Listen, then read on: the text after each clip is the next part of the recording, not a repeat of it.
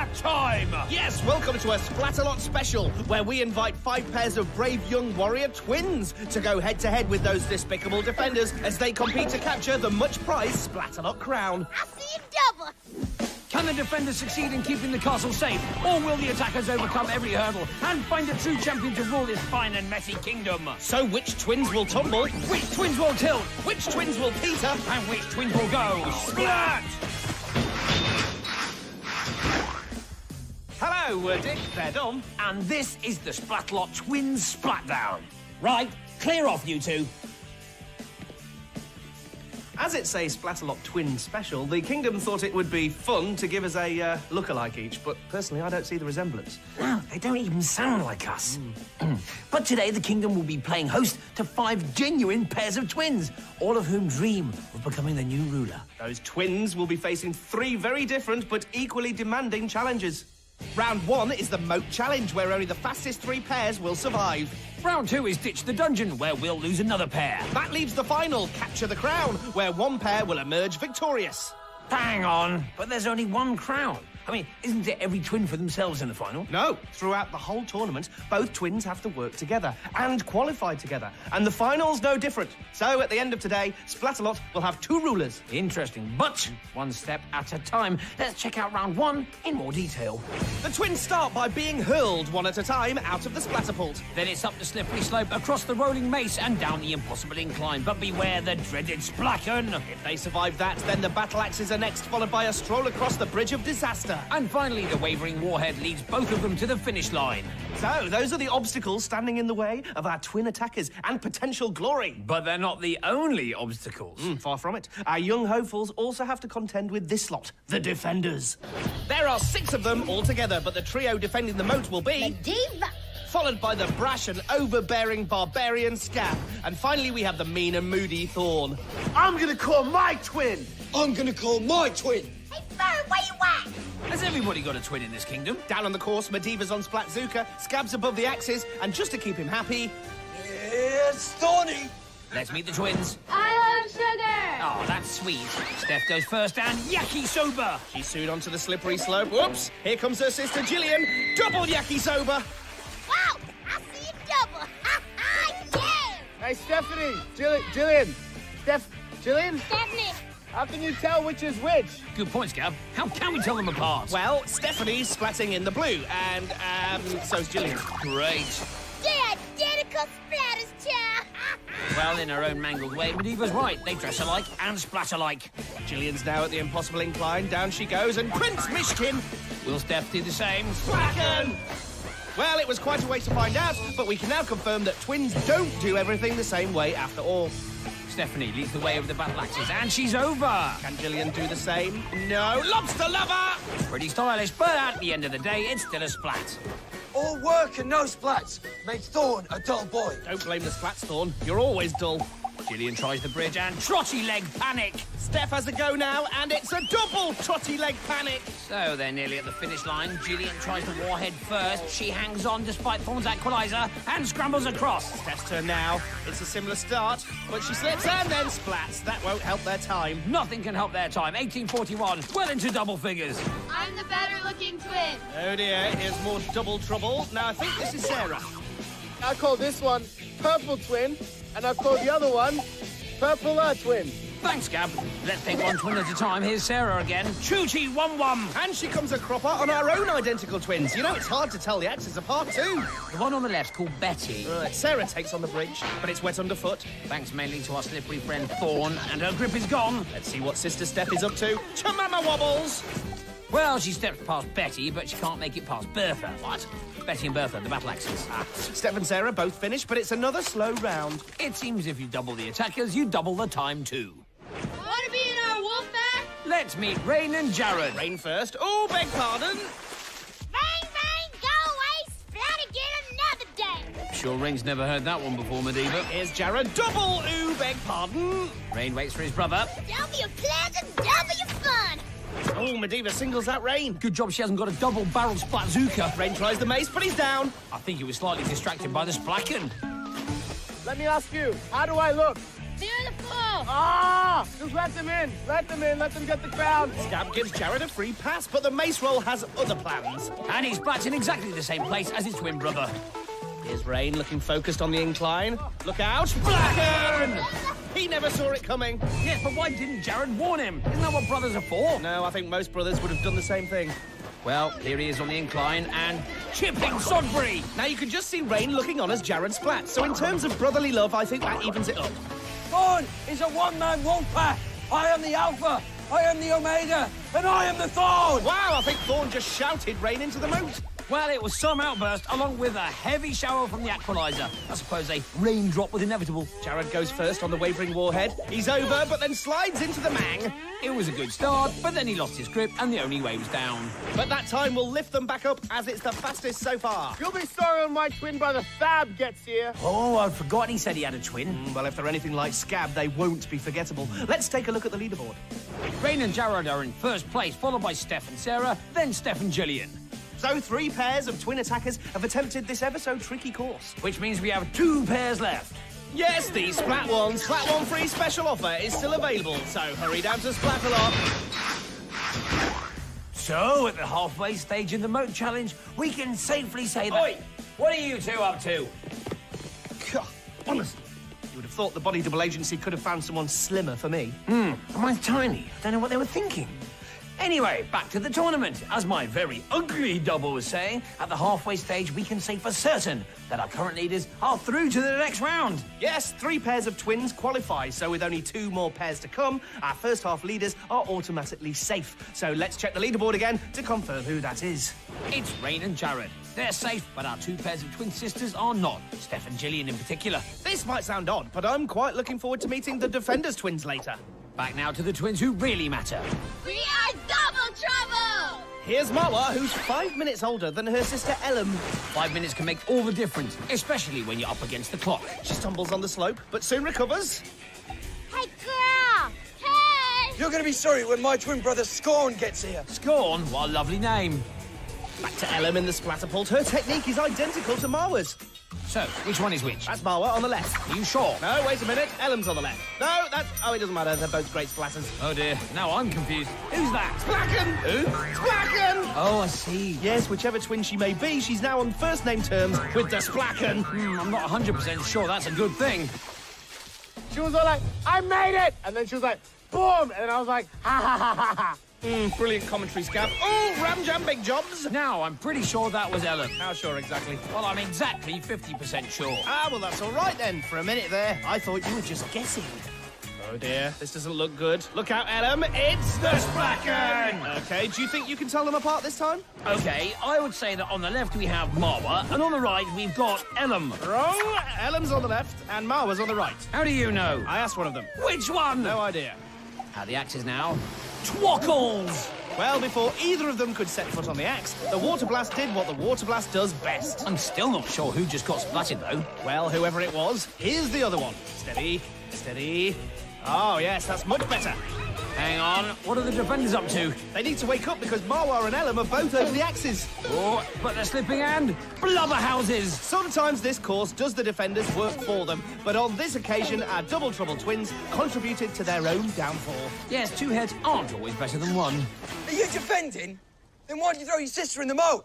You may never know, Thorn, because Marwa and Ellum are too busy celebrating their fastest time today. Wonder Twin Power, activate! Here's our final pair of twins, Anna and James. Watch this. You want to see a magic trick? I'm going to make James fall in. 3, 2, 1, here we go. Amazing. Simple magic tricks. Dom, tell me how he did that. I couldn't possibly reveal such a secret. The magician's code? No, just being mean. Okay, let's see if Sister Anna can do any better. No, bing bubby wop wops.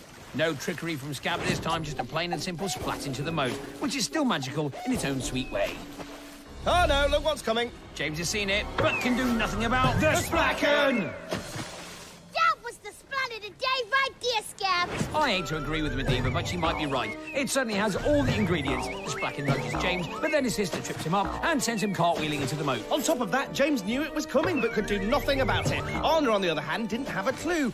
it all together and you have a fantastic splat. Anna takes on the incline. Crumple Burger! And the incline wins. This time she's fully aware of what she's doing, losing control and splatting wonderfully. Couldn't agree more. We're really being treated to some top-class splatting today. Anna takes on the Axe's Trickle Box. Well, to paraphrase a well-known saying, she who hesitates is splatted. Stay on your feet. On your feet! That's not your feet! Well, I think James would if he could. Yes, every splat in the moat costs valuable time, but the twins finish in 14:05, and that's good enough to see Anna and James into the next round. You both gonna be sorry when my sister Fairy gets here. Really looking forward to that, Medivh. And looking forward to round 2 are Marwa and Ellum, Rain and Jared, and Anna and James. So round 1 is complete. We've pared down the pairs to 3. And in the next round, we'll reduce it further to 2. Yes, our twins are splatting for survival as they go head to head to head to head to head to head. So, the tournament is hotting up.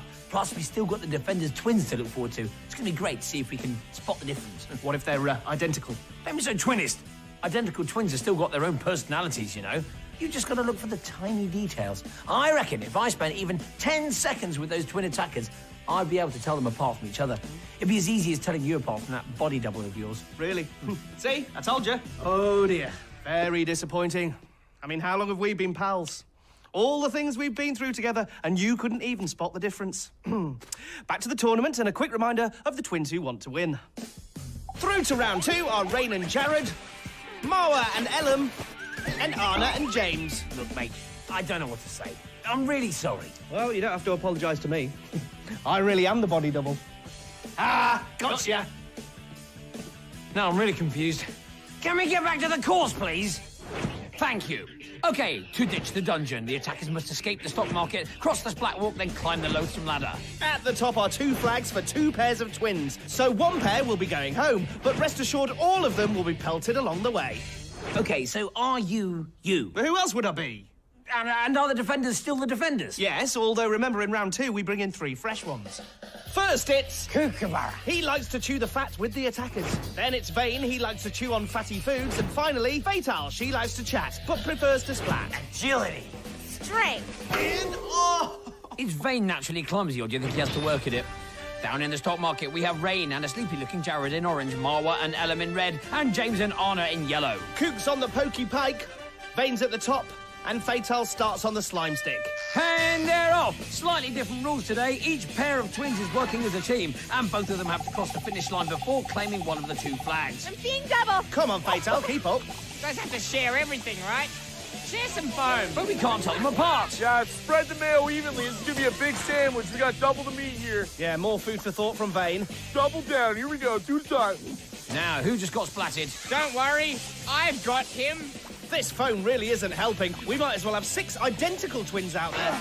Oh, Vane's weapons come apart, and Marwa, or possibly Ellum, is using it as a sledge. Where'd it go, dude? You broke my axe. Well, I think it was an accident, but that could really help the attackers later on in this round. They've got to get up this ladder first. Stop communicating to each other mentally. I can feel your waves. It's pretty clear what Vane's thinking too. He cruelly gives James a nudge. He slides into the red twins, and they all end up in the plootles. In fact, the replay shows that he just nudges his twin sister too, so that splat managed to take out the reds and the yellows. Let me introduce you to my little friends. Look, Koos got twins of his own. No such frills from Vane. Cinnamon mutation! And Jared heads down the ladder for a nice foamy bath. Which one of you is the evil one? I am.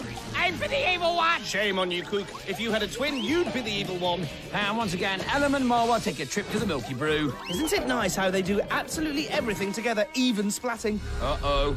Fatal, look out behind you. It's the Ball of Doom! Wait a second. It's the Twin Balls of Doom!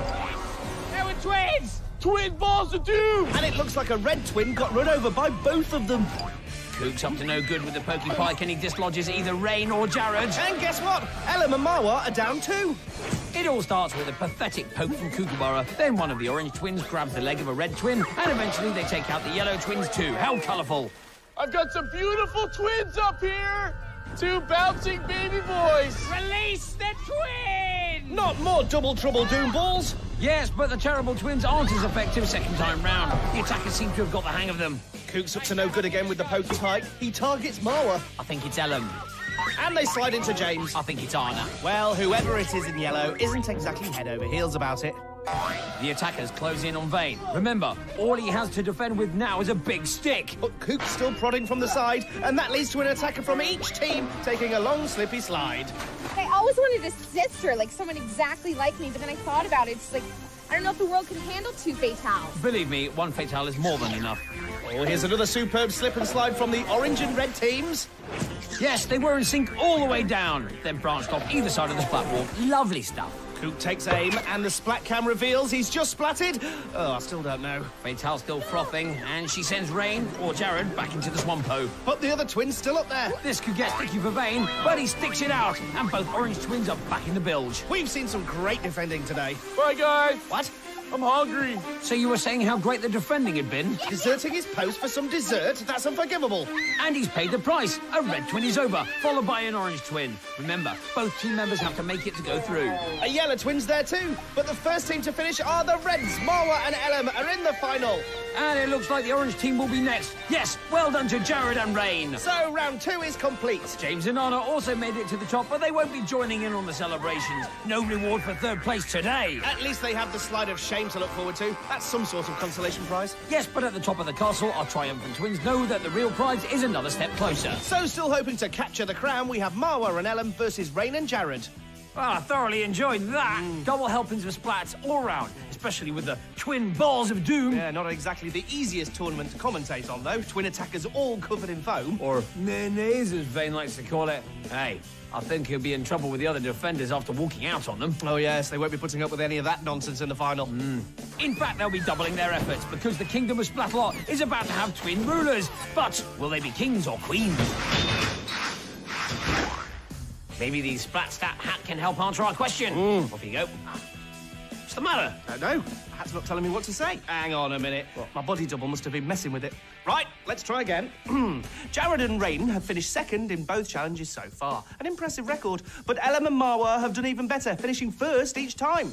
So the Splat-Stat hat predicts our 2 new rulers will be queens. But I'm sure the boys won't want to come 2nd again. Here's a reminder of all of them in action. Candidate Kings Rain and Jared versus wannabe warrior Queens Marwa and Ellum. This is what they're up against. For starters, all 6 of the defenders. But that number could increase. The defenders have been promising all day to introduce us to their twins. And then there's the course itself to contend with. The attackers start by taking a trip to the Dire Mire, where they will find the barrier of all barriers, and soon after that, the terrifying tease. They then make their way onto the Scary Go Round, which transports them to the Annihilating Arm, and then the Gruesome Twosome. The ever-so-clever Clobbering Cannons are next. Then it's a leap onto the Royal Ramps, followed by a climb up the rock wall, where the much-treasured Splat-a-Lot crown awaits. Down on the course, Vane's on the Splat Bazooka. Coop's on cannon duty. Fatale's on the Aqualizer. And here they are. Thorn's twin, Scorn. Scab's twin, Fab. And Mediva's twin... Hang on, that doesn't look right. Here are the real twins. In red, we have Marwa and Ellum competing with Rain and Jared in orange. And they're off. Oh, the Mara's looking particularly dire today. Now remember, they're working as teams, so I guess both pairs will stick pretty close to each other. You know, dude, you're a nice guy, but I'm just wondering where Mediva's sister is. She says she's gonna be here all day. She's a babe, and You smell like sweet potatoes. OK, let's get back to the action, shall we? Marwa and Ellum are the first to tackle the tees, and the first to fall off them. Back to the barrier, the boys are struggling, but they finally make it over. Good teamwork. Ooh, now I think Coop's just spotted Scab's twin sister, Fab. Lady!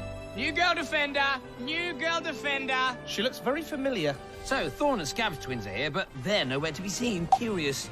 Ooh, Chimnucker! The red twins have their own little mystery to solve. How to cross the T's. Jared, anyone tell you two look like one another? Apparently, that's Mediva's Uncle Charlie. She's brought her uncle. Which part of Twin Splatdown Special did she not understand? Marwa and or Ellum is on the tees again, and this is much better. Now can the red team make it a double? Bit of a wobble, but looking good. And yes, both girls are over.